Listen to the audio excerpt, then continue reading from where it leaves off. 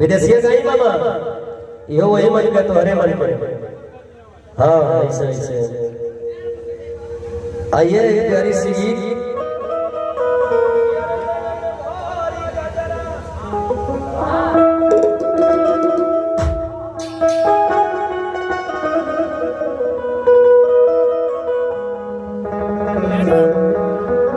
आइए एक प्यारी सी गीत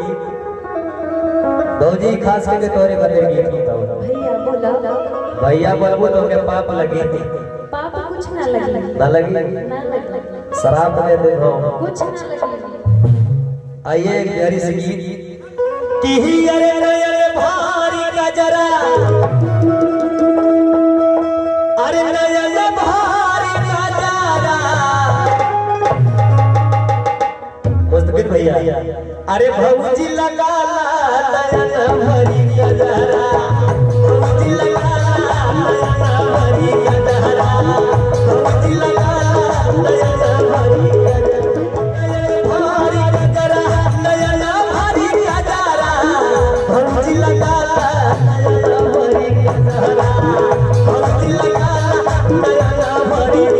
हाँ नयन भारी गजरा नयन भारी गजरा नयन भारी गजरा नयन भारी गजरा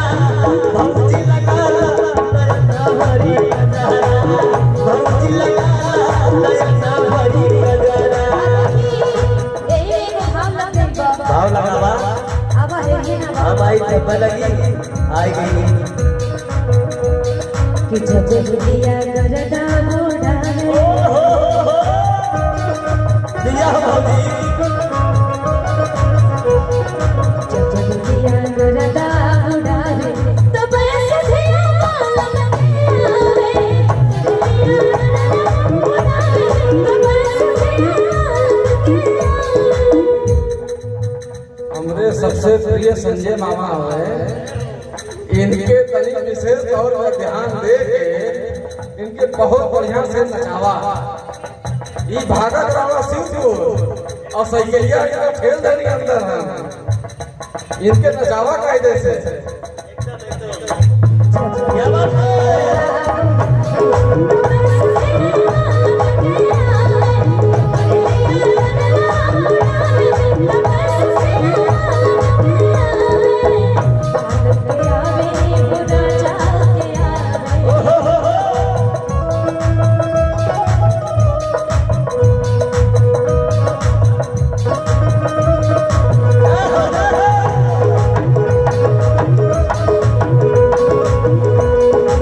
लेकिन कहे क्या भौजी हो तोहरे प्यार के हूँ छिन नहीं पाई वो छिन नहीं पाई मुस्तकिल भैया पता ना लगे जवान करके बुढ़ाना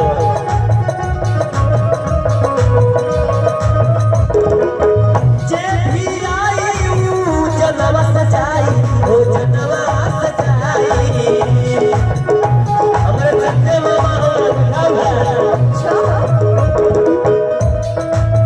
तोहरे प्यार के हूँ छिन नहीं पाई वो छिन नहीं पाई जे भी आई ऊ जनवा सजाई वो जनवा सजाई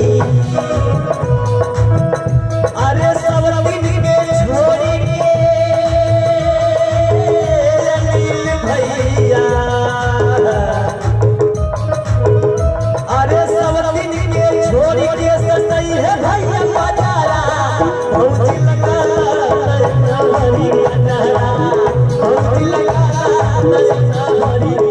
हे नयन भारी गजरा नयन भारी गजरा नयन भारी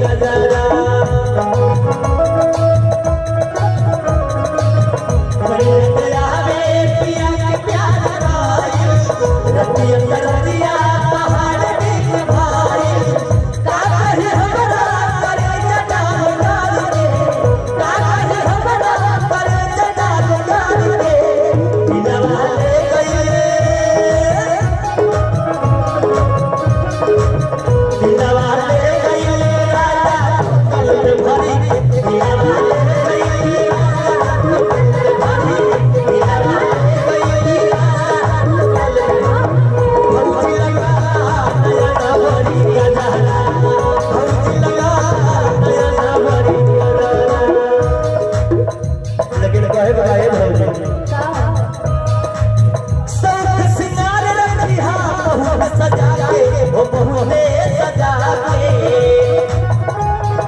क्या बात है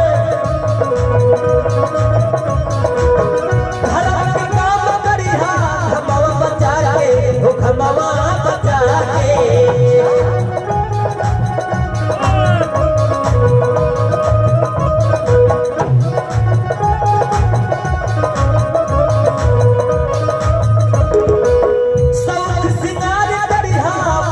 बचा के हो बहुते बचा के घर का काम करिहा घमावा बचा के हो घमावा बचा के अरे भैया से बात करिहा अनिल भैया